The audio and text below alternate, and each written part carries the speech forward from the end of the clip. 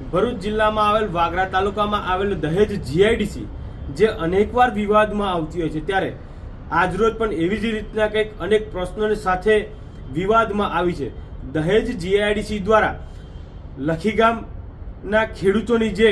આજથી 25 થી 30 વર્ષ પહેલા જમીન લેવામાં આવી હતી, જે જમીન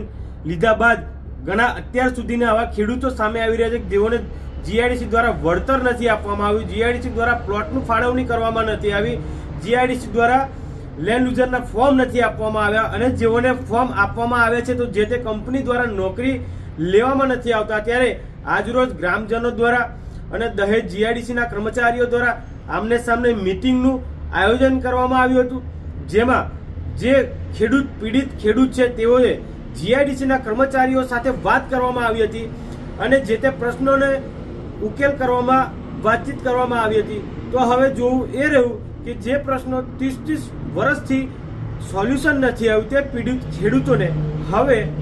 2 કે 3 મહિનામાં જીઆઈડીસી સોલ્યુશન લાવશે કે કેમ?